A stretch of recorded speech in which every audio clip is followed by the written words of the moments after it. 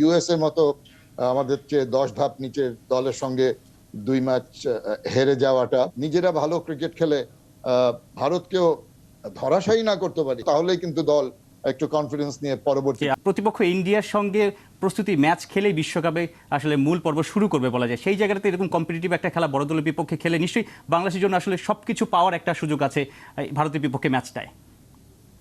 অবশ্যই সবকিছু পাওয়ার সুযোগ আছে, কিন্তু আপনি যেটা বলছিলেন যে এই খেলার আগে পর্যন্ত যে ঘটনাগুলো ঘটেছে সেগুলো খুব যে একেবারে স্ট্রং ইন্ডিকেটর যে বাংলাদেশ ভালো করবে, এক ম্যাচেই তাদের ভাগ্য পরিবর্তন করতে পারবে, সেই লক্ষণগুলো কিন্তু আমরা দেখিনি। এটা মানতেই হবে, সত্য যেটা সেটা মানতেই হবে। জিম্বাবুয়ের সঙ্গে একটা ম্যাচ হেরেছি, 2টো ম্যাচ কাছাকাছি ছিল, আমাদের নিজেদের মাটিতে খেলা, সেই ব্যাপারটাও চিন্তা করতে হবে। ইউএস এর মতো আমাদের চেয়ে 10 ধাপ নিচের দলের সঙ্গে 2 ম্যাচ হেরে যাওয়াটা, পরবর্তী থার্ড ম্যাচে খুব কনভিনসিংলি আমরা ফিরে এসেছি।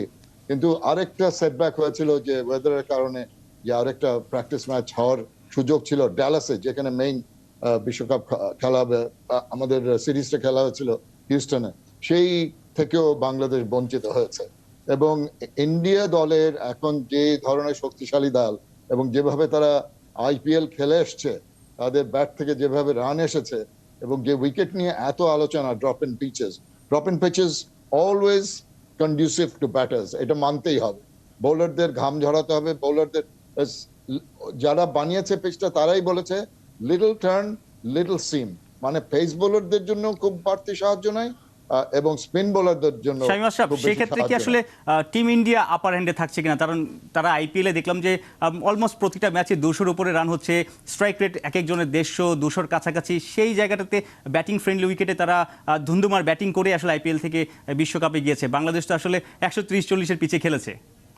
না, সেটা ঠিক, কিন্তু একই সঙ্গে মানতে হবে যে ইম্প্যাক্ট সাবের নিয়মটা থাকার কারণে কিন্তু আইপিএল এর রানগুলো বেশি এসেছে এবং ভেরি ভেরি ব্যাটিং ফ্রেন্ডলি। কিন্তু এইটা কিন্তু ব্যাটিং ফ্রেন্ডলি এবং স্পোর্টিং উইকেটের মধ্যে কিন্তু পার্থক্য আছে। Sporting wicket is not necessarily যে একেবারে ব্যাটসম্যানদের জন্য একটা স্বর্গ রাজ্য হয়ে যাবে।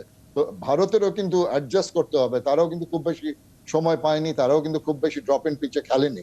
তো সেই জায়গা থেকে আমার মনে হয় যে দুই দলই একটু দেল ফিল ফর ইট। প্রথম ম্যাচটা, প্র্যাকটিস ম্যাচটা তারা বড় দল হলেও তারা হালকাভাবে নিবে না, এবং বাংলাদেশের জন্য একটা সুবর্ণ সুযোগ যে ওই যদি কিছু একটা ডাউট থাকে ভারতের মতো শক্তিশালী দলের, সেই জায়গাটাতে যদি আমরা নিজেরা ভালো ক্রিকেট খেলে ভারতকেও ধরাশায়ী না করতে পারি, পুট আপ আ ফাইট। আমার কথা হচ্ছে একটা ম্যাচে হার জেত আছে, কিন্তু আমার সবচেয়ে ভালো ক্রিকেটটা যদি আমি দিতে পারি তাহলেই আমরা সন্তুষ্ট, তাহলেই কিন্তু দল একটু কনফিডেন্স নিয়ে পরবর্তী আপনার কাছে আবারও আসবো।